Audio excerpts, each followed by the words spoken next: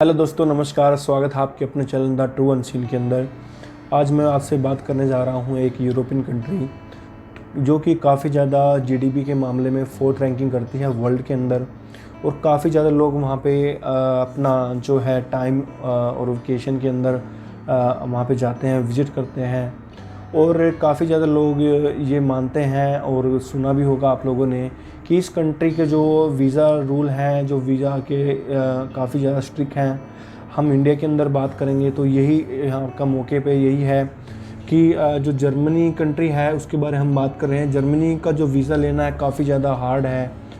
तो दोस्तों, वो हार्ड नहीं होता, वो पूरा उसको देखते हैं कि उसकी क्या यहाँ पे क्या काम करता है, क्या उसकी इनकम और सोर्स है, किस प्रकार से उन्होंने फाइलिंग किया है, किस हिसाब से डॉक्यूमेंटेशन उन्होंने प्रेजेंट किए हैं।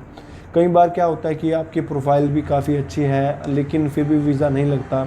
उसका यही कारण एक मैं मेजरली आपको बताना चाहूँगा कि ठीक ढंग से डॉक्यूमेंटेशन ना लगाना, ठीक ढंग से एक्सप्लेनेशन नहीं करना अपने बारे में, अपने ऑक्यूपेशन के बारे में। तो जो जर्मनी कंट्री है ये फोर्थ रैंकिंग इसकी आती है वर्ल्ड के अंदर, जो कि काफ़ी ज़्यादा यहाँ पे जो पर कैपिटा इनकम होती है पर्सन की काफ़ी ज़्यादा है। और लोग तकरीबन वहाँ पे जा कर के जो अंडर डेवलप कंट्री हैं वहाँ से जाके वापस नहीं आते। वहाँ पे जो है उनके ऊपर एक बर्डन पड़ता है उनकी गवर्नमेंट के ऊपर, इसलिए उन्होंने अपने रूल थोड़े ज़्यादा स्ट्रिक्ट कर रखे हैं हर एक के लिए। तो जर्मनी जो कंट्री है वो काफ़ी ज़्यादा दिनों से सुर्खियों में आ रही है कि जर्मनी का जो वीज़ा है वो आ रहा है एम्बेसी के अंदर, और काफ़ी ज़्यादा वीज़ेज़ वो हैं अपने दे रही हैं, ग्रांट कर रही हैं। लेकिन मैं आप लोगों को बताऊं, जर्मनी उन लोगों को वीज़ा देती है जिनके डॉक्यूमेंट जेन्युइन हैं, जो एक अपनी डॉक्यूमेंटेशन के साथ अपना सारा कुछ जो एक्सप्लेनेशन है अपने बारे में अच्छे से देती है, और उनको अंडरस्टैंड करने में आसानी होती है जर्मनी को। उनको वीज़े आ रहे हैं, डेफिनेटली आ रहे हैं। वीज़ा कोई इतना मुश्किल नहीं है, लेकिन लोगों का मिथ बना हुआ है कि बहुत हार्ड वीज़ा होता है जर्मनी का। तो चेकलिस्ट के बारे में बात करेंगे, बिल्कुल सिंपल चेकलिस्ट है।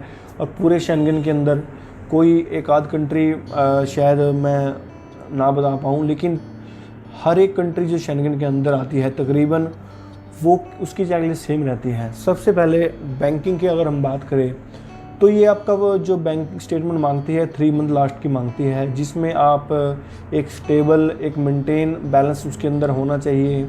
अगर आप कहीं जॉब कर रहे हैं या आपको बिजनेस कर रहे हैं तो आपका प्रॉफिट या आपकी सैलरी टाइम टू टाइम आपके अकाउंट में आए, उसके अकॉर्डिंग ही। जैसे आपके 3 मंथ में आपके अकाउंट में बैलेंस आ रहा है, 3 मंथ से आपने मेंटेन भी कर लिया है, लेकिन वो मैच करते हैं कि आपकी इनकम जो ITR है, आपकी जो इनकम है उसके हिसाब से फिट बैठती है कि नहीं। वो 3 महीने को 4 से गुना मल्टीप्लाई करते हैं, जो कि 12 महीने का निकलता है, वो उसमें फिट बैठना चाहिए। तो उसके अकॉर्डिंगली वो जज कर लेते हैं कि ये जो स्टेटमेंट है ये हाल फिलहाल 3 महीने या 4 महीने के अंदर नहीं बनाई हुई है, पूरी ईयरली की बिल्कुल फिट बैठती है। क्योंकि आप जो भी डॉक्यूमेंट दोगे उससे ही वो आपको जज करेंगे, ना कि वो अपने तरफ से कुछ अलग डॉक्यूमेंट आपके में अटैच करेंगे।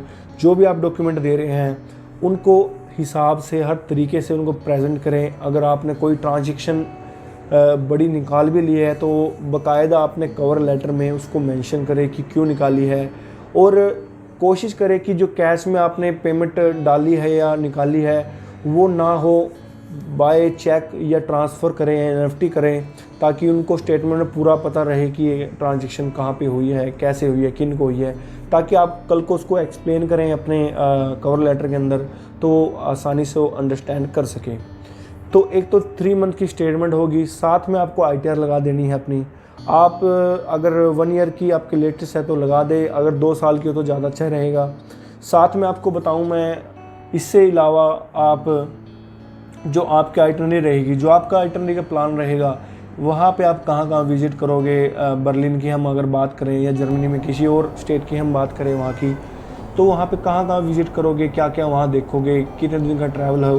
तो ट्रैवल प्लान मेरे हिसाब से मैं आपको बताऊँ, जो कि जिनके वीज़े आए हैं, आइटनरी भी एक मेन रीज़न होता है जिससे वो उनको देख लेते हैं कि ये बंदा वाकई में जेन्युइन ट्रैवलर है और ये वापस आएगा। क्योंकि अगर हम हमारी जो इनकम और सोर्स है वो हमारा सर्वाइव कर पाते हैं हम ट्रैवल के हिसाब से वहाँ पे 7 डेज़ या 10 डेज़, और हम दिखा देते हैं 20 से 25 दिन का, तो वो डिसमैच हो जाता है। वो समझ जाते हैं कि इसको वापस नहीं आना।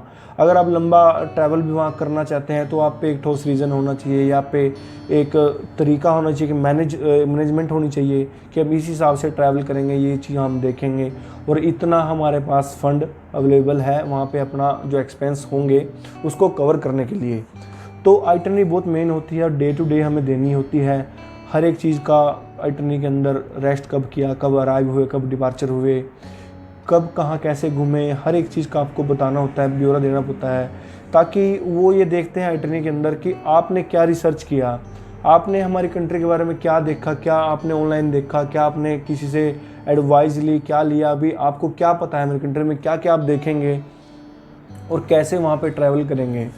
तो ये चीज़ें आइटनरी बहुत ज़रूरी होती है। मेजरली ये डॉक्यूमेंट होते हैं। साथ में आपको बताऊँ, जो बंदा सैलरीड पर्सन है या फिर जो कोई बिज़नेस कर रहा है उनके बिज़नेस के प्रूफ, या फिर वो कहीं जॉब कर रहा है तो वहाँ के प्रूफ, तो वो आपको लगाने होंगे। सैलरी स्लिप अपनी साथ में आप अटैच कर सकते हैं और पूरा प्रॉपर उसमें फॉर्म 16 हो तो अच्छा है, TDS भी भरा हो तो उसमें TDS भी आप दे सकते हैं। अगर ये नहीं है तो अपने कवर लेटर मेंशन करें, क्योंकि कई बार क्या होता है TDS कुछ कंपनियाँ होती हैं जो TDS को जो है नहीं किसी कारण से अप्लाई करती, तो आप ये चीज़ें साथ में रखें। जर्मनी वीज़ा दे देता है, डॉक्यूमेंटेशन जो मैंने आपको बताई है बिल्कुल राइट बताई हैं।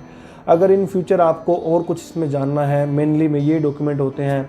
बिजनेस प्रूफ हो गया, या फिर आप सैलरी हैं तो सैलरी के जहाँ पे जॉब करते हैं उसका प्रूफ आपके पास होना चाहिए। बाकायदा NOC आप अपनी वहाँ से ले और प्रॉपर हर एक चीज़ को आप प्रॉपर तरीके से उसमें फिट बैठाएं, ताकि पहली बार में ही आपका वीज़ा जर्मनी का ग्रांट हो जाए।